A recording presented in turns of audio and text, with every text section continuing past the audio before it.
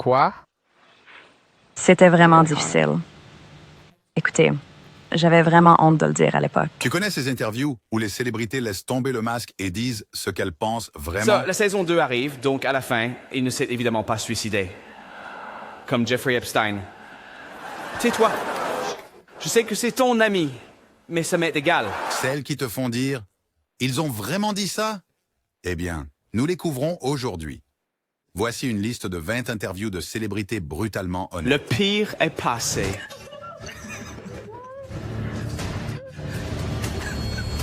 Où les stars ont décidé de rester plus authentiques que prévu. Ricky Gervais. Commençons par le roi de la franchise. Ricky Gervais. Lors de l'animation des Golden Globes de 2020, il n'a pas seulement repoussé les limites, il est allé bien au-delà. Beaucoup de grandes célébrités ici ce soir. Je veux dire, des légendes, des icônes, n'est-ce pas? Rien que cette table. Al Pacino, Robert De Niro. Debout devant l'élite d'Hollywood, Ricky a critiqué tout le monde. Acteurs, dirigeants, même toute la culture des remises de prix. Il a plaisanté sur Jeffrey Epstein. Oh, la saison 2 arrive, donc à la fin, il ne s'est évidemment pas suicidé. Tout comme Jeffrey Epstein. Tais-toi. Je sais que c'est ton ami, mais je m'en fiche. Les pratiques de travail discutables d'Apple et l'hypocrisie des célébrités utilisant leur plateforme pour sermonner le monde. Il a dit « Vous n'êtes pas en position de faire la leçon au public sur quoi que ce soit.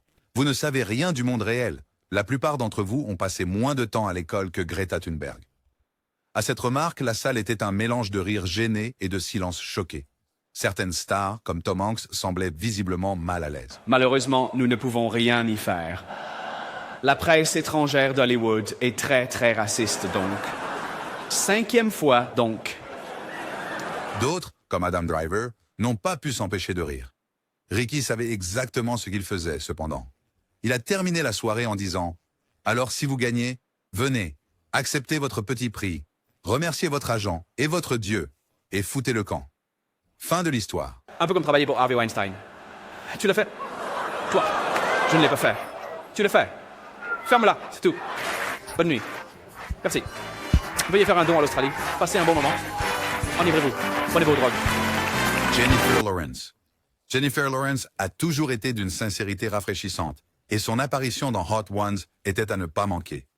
Dans cette émission, on la voyait manger des ailes plus épicées, tout en répondant à des questions. Je me sens en fait mieux.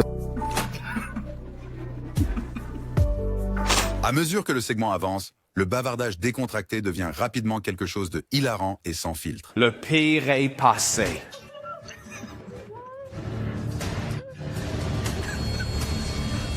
Jennifer a parlé de tout, de ses rencontres maladroites avec des fans, étant bien trop maladroite pour son propre bien, et de l'absurdité de la célébrité. À mesure que les ailes deviennent plus épicées, ses réactions deviennent encore plus drôles. Je ne sais pas quoi. Je sais. C'est juste dégoûtant. Au moment où elle a les larmes aux yeux à cause de la chaleur, elle lâche « C'est le pire jour de ma vie ». Mais elle continue, jurant comme un charretier et riant à travers le chaos. Ah, j'ai No Hard Feelings qui sort le 23 juin. Elle a même admis qu'elle pleure parfois sous la douche, parce qu'être une célébrité n'est pas toujours aussi bien qu'on le dit. Kanye West. Kanye. L'homme. Le mythe. Le moment. Lors de son interview en 2013 avec Sway Calloway dans Sway in the Morning, Kanye a prononcé l'une des répliques les plus célèbres de l'histoire de la pop culture. « Tu n'as pas les réponses, Sway. » N'importe qui pour faire ces choses. Tu n'as pas besoin d'Adidas si tu veux faire une nouvelle chaussure. Tu n'as pas besoin... Parce que tu as Pourquoi besoin d'une production appropriée pour apporter quelque chose qui a une certaine valeur. Je veux dire, le truc c'est que... présente-le comme ça. Quel était le contexte? Eh bien, Kanye exprimait sa frustration de ne pas être pris au sérieux dans l'industrie de la mode. Il était contrarié par le manque de contrôle créatif et les obstacles systémiques auxquels il faisait face en tant qu'artiste essayant de s'étendre à d'autres domaines. Ce qui avait commencé comme une conversation calme a rapidement dégénéré. Je suis curieux de ce que vous dites. Je ne sais pas. C'est pour ça que je vous pose les questions. Eh bien, je vais vous expliquer ce que c'est. D'accord, mais tu n'as pas besoin de t'emporter contre moi entre hommes, La mec. passion de Kanye a pris le dessus, et sa frustration a éclaté dans cet emportement iconique. Sway, essayant de garder son calme, a répondu « Comment, Sway? Tu n'as pas les réponses non plus. » C'était intense, brut et tellement Kanye. Meghan Markle et le prince Harry. Lorsque Meghan Markle et le prince Harry se sont assis avec Oprah en 2021, ce n'était pas juste une interview, c'était un séisme culturel. L'ancien couple royal n'a pas mâché ses mots en levant le voile sur leur lutte au sein de la monarchie. Meghan a parlé du manque de soutien qu'elle a reçu, révélant qu'à un moment donné, elle avait de graves problèmes de santé mentale et n'était pas autorisée à demander de l'aide. Mais c'est une surprise pour personne. C'est vraiment triste qu'il s'en soit arrivé là. Mais je dois faire quelque chose pour ma propre santé mentale, pour celle de ma femme, Evan, et pour celle d'Archie aussi, parce que Le couple a affirmé qu'il y avait des préoccupations et des conversations au sein de la famille royale au sujet de la couleur de peau de leur fils, Archie. La réaction d'Oprah était mémorable. Ses yeux écarquillés et son incroyable « Quoi ?» Quoi? C'était vraiment difficile. Regarde, j'avais vraiment honte de le dire à l'époque. est devenu l'objet de mèmes. Harry a également discuté de l'impact que cela a eu sur leur relation avec sa famille, disant qu'ils ont dû prendre du recul pour protéger leur santé mentale. Toute l'interview était brute, émotive et remplie de révélations chocs. La race, c'est vrai, il y a eu une opportunité, de nombreuses opportunités pour ma famille, de montrer un soutien public. Chia la bouffe. Cette conversation n'était pas juste une interview, c'était une confession profonde et émotionnelle. Dans Real Ones, Chia la bouffe s'est assis avec son ami et co-star de Fury, John Berntal, et s'est ouvert comme jamais auparavant. Il a parlé d'avoir touché le fond, avoué des erreurs passées et trouvé un chemin vers la guérison. De manière dont j'ai déjà parlé avant et d'autres manières aussi, probablement. Tu sais. Et ce que je sais de l'amour, c'est une action aimante et altruiste. Chia a révélé ses luttes contre la dépendance et la santé mentale, admettant « J'ai été sur un chemin d'autodestruction depuis longtemps. Je n'ai rien à lui offrir non plus. Tu vois ce que je veux dire? Je suis en plein milieu de mes trucs, tu vois. Je suis genre 2 mois dans ce programme. Tu sais? Je n'ai même Ce pas qui a rendu cette interview si puissante, c'est l'honnêteté brutale de Chia. Il a assumé son comportement sans trouver d'excuses et a parlé de la façon dont la naissance de sa fille a changé sa perspective sur vie. L'approche empathique de John a créé un espace sûr, menant à l'une des interviews de célébrités les plus sincères et émouvantes jamais réalisées. Gordon Ramsay. Gordon Ramsay est connu pour sa personnalité explosive, donc ce n'est pas surprenant que son apparition sur Hot Ones ait été emblématique. À mesure que les ailes devenaient de plus en plus épicées, les réactions de Gordon étaient exactement ce à quoi on s'attendait, hilarantes et exagérées. L'expérience la plus éprouvante pour moi serait assis sous ces putains de requins bulldogs de 2,5 mètres au Costa Rica. Il est venu préparé avec un sac plein d'articles pour combattre le piquant, y compris des beignets, du jus de citron vert et même du Pepto-Bismol. Entre les bouchées, il s'est lâché avec son langage coloré caractéristique, jurant comme un charretier et critiquant les ailes comme si c'était des plats dans Hell's Kitchen. Une histoire qui se démarque. Je pense à certains des enfants des débuts, maintenant. Vous savez, de la première saison. Vous savez, ils ont dans les 18. Mais 19. ce n'était pas que de la comédie.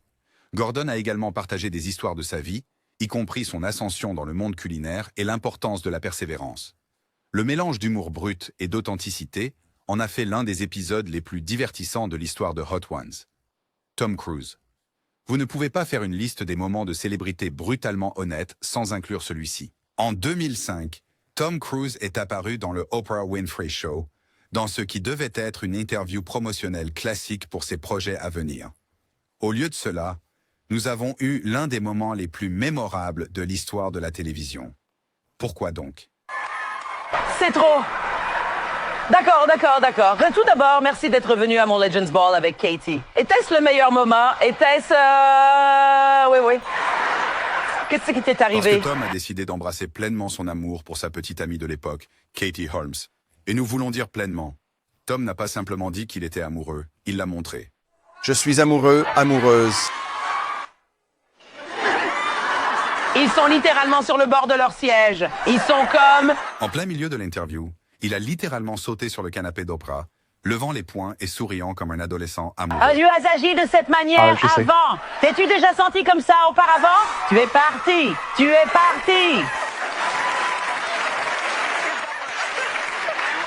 Je suis amoureux, a-t-il crié tandis qu'Oprah essayait de suivre son énergie débordante. À un moment donné, il est même tombé à genoux pour exprimer à quel point il était aux anges. Je suis amoureux. Ouais, je ne t'ai jamais vu comme ça. Le public était choqué, confus. et acclamant en même temps. Certains ont trouvé le moment doux et passionné, tandis que d'autres l'ont qualifié de gênant et à la limite. Quoi qu'il en soit, c'est devenu l'un des moments les plus parodiés et commentés de la culture pop. Madonna.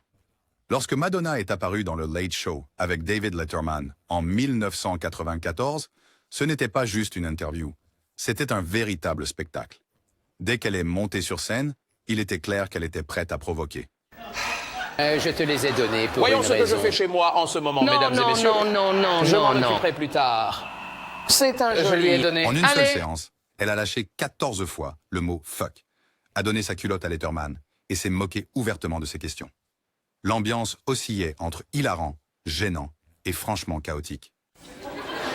Comme nous le savons tous, je n'en ai pas moi-même. Eh bien... L'un des moments les plus mémorables a été lorsque Madonna a demandé sans détour au public « Pourquoi êtes-vous tellement obsédé par ma vie sexuelle ?» Ces commentaires non filtrés ont visiblement mis Letterman mal à l'aise. Prochain jeu. Ne Oh, t'emballe allez. pas. Allons embrasser un gars dans le public. Pourquoi ne vas-tu pas embrasser le gars dans le public? Pourquoi es-tu si obsédé par ma vie Les critiques sexuelle? et les fans étaient divisés sur le fait de savoir si l'interview était emblématique ou inappropriée. Mais il est indéniable qu'elle a cimenté sa place dans l'histoire de la culture pop. Madonna a plus tard affirmé que tout était pour s'amuser, bien que beaucoup se demandaient si c'était calculé ou simplement Madonna étant Madonna. Cardi B, elle est la définition de non filtré. Franchement, s'il y a quelqu'un qui apporte une honnêteté pure et brute à la table, c'est depuis le moment où elle est entrée sous les projecteurs, que ce soit en tant que rappeuse, star de la télé-réalité, ou simplement elle-même sur les réseaux sociaux, Cardi n'a jamais été timide pour partager exactement ce qu'elle pense. Ce n'était pas bien d'être perturbateur. Mais tu étais un bon étudiant, ai-je entendu. Sur des choses que j'aimais, oui. Par exemple, j'étais vraiment bon en histoire. Ces interviews, eh bien, elles sont légendaires. C'est le genre de personne qui vous dira exactement ce qu'elle ressent, même si c'est brouillon ou controversé. Mais c'est ce que les gens aiment chez elle. Elle ne cherche pas à être autre chose qu'elle-même. Cardi est tout au sujet d'accepter ses défauts, son passé et son parcours. Et cette authenticité résonne avec son public d'une manière rare dans le monde des célébrités. Le parcours de Cardi, de danseuse exotique à superstar du rap, est l'une des histoires de réussite les plus inspirantes et honnêtes, mais elle ne cache pas les difficultés. Elle parle ouvertement de son passé, de la façon dont elle travaillait en tant que danseuse exotique à New York et des défis qu'elle a rencontrés en chemin. Mais j'ai juste abandonné mon rêve parce que c'est comme si je me disais, la musique ne paye pas mes factures. Donc, et c'est à ce moment-là que tu es devenue stripteaseuse. L'un des moments les plus choquants a été lorsqu'elle a admis dans une interview qu'elle droguait et volait des hommes pour survivre avant de connaître le succès dans l'industrie musicale. Will Smith, eh bien, il a toujours été le gars qui semble avoir tout compris, n'est-ce pas? Mais ces dernières années, il est devenu beaucoup plus authentique avec le monde. Et cela a été rafraîchissant. Will est connu pour son charme, son humour et bien sûr, son énorme succès en tant qu'acteur, producteur et un homme bien dans l'ensemble. Mais ce qui le distingue vraiment dans les interviews maintenant, c'est à quel point il a été ouvert et honnête sur sa vie, avec ses défauts et tout. Red Table, pour moi, c'est tout ce qui se passe dans la presse. J'ai senti qu'il était important de venir à la table pour vraiment clarifier les choses. Quelqu'un a fait une déclaration à ma place. Une des choses les plus frappantes dans les interviews récentes de Will Smith est à quel point il a été ouvert sur sa santé mentale. Pendant des années, les gens le voyaient comme un homme inébranlable, charmeur et réussi. Mais dans son interview avec le Red Table Talk aux côtés de sa femme, Jada, il a partagé quelque chose qui a choqué beaucoup de gens. Il avait lutté contre la dépression. Et l'une des raisons pour lesquelles je voulais venir à la table, c'est les médias, les gros titres. Nous n'avons jamais spécifiquement dit rien. Nous ne disions volontairement Il a rien. même révélé qu'après le succès du Prince de Bel-Air et plus tard des blockbusters comme Men in Black, il se sentait complètement perdu et déconnecté de qui il était vraiment. Moi voulant aider sa santé, son état mental, tu sais? Parce que pour moi, c'était ça la chose. Quand Hug est arrivé pour la première fois, il était vraiment malade. Will a expliqué qu'il portait ce lourd fardeau de devoir toujours être l'homme joyeux, celui qui ne semblait jamais avoir de problème. Mais derrière la caméra, il traversait ses propres difficultés. Il y avait cette pression de maintenir une image, mais au fond de lui, il était épuisé, dépassé et incertain de son propre chemin. Adele. Adele est l'une de ces rares artistes qui ne séduisent pas seulement par leur voix, mais par leur authenticité. Quand on pense à elle, on imagine les voix puissantes qui l'ont rendue célèbre. Mais ce qui distingue vraiment Adele, c'est la façon dont elle dévoile les émotions derrière la musique. Dans ses interviews, elle est incroyablement honnête non seulement sur sa musique, mais aussi sur le parcours personnel qui la sous-tend. Pourtant, ça me fait penser à quel point j'étais perdue quand j'ai quitté mon mariage. J'ai écrit le couplet de Easy on Me sous la douche. Commençons par le fait que la musique d'Adele est pratiquement synonyme de chagrin d'amour. Des chansons comme Someone Like You et Hello sont indéniablement émouvantes et brutes, capturant l'agonie de l'amour perdu, le désir et l'introspection. Mais la raison pour laquelle ces chansons résonnent chez des millions de personnes, c'est qu'elles ne sont pas seulement accrocheuses, elles sont authentiques. La capacité d'Adele à partager son cœur à travers ses paroles et à le confirmer dans ses interviews rend sa musique si puissante. La chanson avec le refrain, juste en instrumental, sans l'autre refrain que nous avions là-dedans. Et j'ai juste commencé à chanter dessus. Donc ça aurait été chez moi. Aurait été soit dans ma cuisine, soit dans mon jardin. Lorsqu'elle parle des inspirations derrière ses chansons, Adele ne nous parle pas seulement des relations ou des événements qui l'ont influencée. Johnny Depp. Johnny Depp est l'un de ces acteurs qui a toujours été à la fois plus grand que nature et profondément discret en même temps. Il a eu l'une des carrières les plus intéressantes et, parfois, controversée à Hollywood, avec une gamme éclectique de rôles qui ont fait de lui une icône culturelle. Mais ce qui le distingue vraiment dans les interviews, c'est sa capacité à montrer le côté brut de la célébrité, le côté sombre et désordonné que la plupart des gens ne voient pas souvent. La montée de Johnny Depp vers la célébrité n'était pas typique. Il est devenu un nom familier, grâce à des rôles comme celui du capitaine Jack Sparrow dans Pirates des Caraïbes. Mais il n'a pas fallu longtemps avant qu'il ne soit connu pour son personnage imprévisible et souvent mystérieux.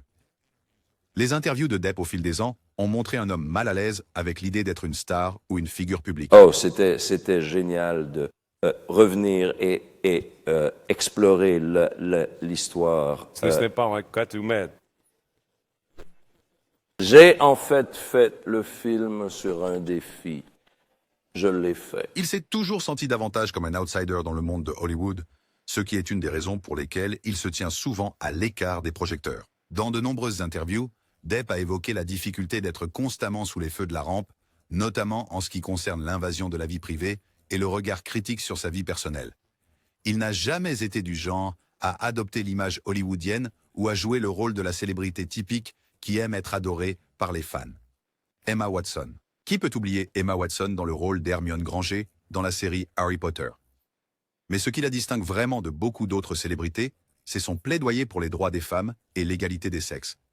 Dans les interviews, Emma a été une voix inspirante, non seulement au sujet de sa carrière, mais aussi sur l'utilisation de sa plateforme pour autonomiser les femmes et aborder les questions qui lui tiennent le plus à cœur. Elle ne se contente pas de parler. Elle agit avec honnêteté, vulnérabilité et un fort engagement à rendre le monde meilleur pour les femmes. Les femmes partagent cette planète 50% et elles sont sous-représentées, leur potentiel étonnamment. Depuis son plus jeune âge, Emma Watson s'est exprimée sur ses convictions féministes. Dans son célèbre discours aux Nations Unies en 2014, lorsqu'elle a été nommée ambassadrice de bonne volonté d'ONU Femmes, elle a abordé la nécessité de l'égalité des genres et l'importance d'encourager les jeunes femmes à défendre leurs droits. Je crois qu'il y a une compréhension plus grande que jamais que les femmes doivent être des participantes égales dans nos foyers, dans nos sociétés. Ce n'était pas juste un autre discours de célébrité, c'était un appel à l'action, et les mots d'Emma ont résonné auprès de millions de personnes à travers le monde. L'activisme d'Emma est ancré dans ses expériences personnelles en tant que femme, grandissant dans un monde où l'inégalité des sexes prévaut encore. Elle a souvent parlé de la façon dont sa propre compréhension du féminisme a évolué au fil du temps, surtout lorsqu'elle a commencé à réaliser comment la société limite souvent le potentiel des femmes. Robert Pattinson. Robert Pattinson n'a jamais caché ses sentiments sur Twilight. En fait, il est probablement le plus grand critique de la franchise. Au fil des années, il a critiqué tout, du scénario à son propre personnage, Edward Cullen. Dans une interview, il a plaisanté. Plus je lisais le scénario, plus je détestais ce type. C'était comme un livre qui n'était pas censé être publié. Pattinson a parlé de la sensation étrange d'être autant adoré publiquement pour un rôle avec lequel, à l'époque, il n'était pas certain d'être entièrement à l'aise. Edward Cullen est le vampire amoureux et parfait, et bien que l'interprétation de Pattinson ait séduit des millions de fans, il a admis que le rôle ne correspondait pas exactement à son propre préférence personnelle en matière d'interprétation. 40 ou 50 personnes et c'est que vous ne devriez vraiment pas... Il a discuté de la façon dont les attentes des fans, qui voulaient qu'il soit cette version idéalisée d'un vampire, étaient difficiles à satisfaire, et comment, lors des interviews, il se sentait souvent comme s'il ne faisait que répéter des lignes qui ne reflétaient pas entièrement sa personnalité. Pattinson n'était pas initialement ravi du concept du rôle, et son honnêteté concernant son malaise avec l'image idéalisée d'Edward a rendu ses réflexions sur Twilight plus accessibles pour les fans et les spectateurs. Tom Holland. Tu sais ce qu'on aime chez Tom Holland? C'est l'une des plus jeunes stars d'Hollywood, et pourtant, il semble tellement terre-à-terre. Par exemple, combien de fois vois-tu un gars jouant Spider-Man qui reste sincèrement humble? Esclave de cette boisson. Pourquoi suis-je tellement obsédé par l'idée d'avoir cette boisson? Pas souvent. Connu pour son charme contagieux et sa personnalité authentique, Holland n'hésite pas à être honnête sur les défis qu'il a rencontrés, y compris les pressions de la célébrité. Dans les interviews, Holland a été ouvert sur son anxiété et les difficultés liées au fait de répondre aux attentes qui accompagnent le fait de jouer des personnages iconiques. Il a souvent évoqué combien il est difficile de jongler entre sa vie personnelle et son image publique, surtout en tant que jeune acteur qui a grandi sous les projecteurs. Lady Gaga. L'honnêteté de Lady Gaga dans les interviews a fait d'elle l'une des artistes les plus aimées et respectées de sa génération. De ses discussions franches sur la santé mentale et l'acceptation de soi à ses réflexions sincères sur la pression de la célébrité, Gaga a toujours été une championne de la vulnérabilité. Elle a été ouverte sur ses luttes contre l'anxiété, la dépression et l'impact que la célébrité a eu sur sa vie personnelle. Dans beaucoup de ses interviews, elle a partagé le fardeau émotionnel qu'être sous les feux de la rampe peut entraîner, surtout quand il s'agit de rester fidèle à elle-même face à un examen constant. Malgré les défis, Lady Gaga a utilisé sa plateforme pour promouvoir des messages d'amour de soi, de positivité corporelle et de sensibilisation à la santé mentale. Cette douleur intense, incroyable, dans tout mon corps, qui imitait en fait... Ce qui ressort le plus chez Gaga, c'est comment elle combine sa vulnérabilité avec son immense force. Elle n'a jamais laissé ses luttes personnelles la définir. Au contraire, elle les a utilisées comme carburant pour créer de la musique qui résonne avec des millions de personnes, à travers son authenticité. Dave Chappelle. Vous savez ce qui rend Dave Chappelle accessible? Ce n'est pas seulement qu'il est drôle. Beaucoup de gens sont drôles. C'est qu'il est audacieux. Le gars aborde des sujets que la plupart des gens n'oseraient même pas toucher et parvient d'une manière ou d'une autre à nous faire rire tout en nous faisant réfléchir. Les relations raciales, l'injustice sociale, la culture de l'annulation. Il ne s'en détourne pas. Combien de comédiens peuvent faire cela et captiver le public comme il le fait? J'avais écrit une blague pendant l'épidémie de sida sur le fait d'avoir un préservatif Goodyear. Quelque chose... Dans des interviews, Chappelle a souvent parlé des raisons derrière sa décision de quitter l'une des émissions de comédie les plus réussies de l'histoire de la télévision. Je savais que j'étais chez moi. Je savais que j'avais trouvé ma voie. Et mon Dieu, Il a été brutalement honnête sur la façon dont les pressions de la célébrité, les exigences de l'industrie du divertissement et ses propres convictions personnelles l'ont amené à s'éloigner des projecteurs. Keanu Reeves. Keanu Reeves a acquis une réputation comme l'une des célébrités les plus humbles et gracieuses d'Hollywood. Malgré sa célébrité, Reeves est resté constamment terre-à-terre, parlant souvent de l'importance de la gentillesse, de l'authenticité et de préserver une vie privée dans un monde qui exige le contraire. Dans les interviews, Keanu a été franc à propos de ses luttes personnelles, y compris la perte déchirante de sa fille et de sa partenaire de longue date. Malgré une douleur incroyable, il a toujours été transparent sur les leçons qu'il a apprises à travers les épreuves. Emma Stone. Emma Stone est l'une des actrices les plus aimées d'Hollywood, connue pour son talent brut, sa personnalité attachante et son authenticité à l'écran comme en dehors.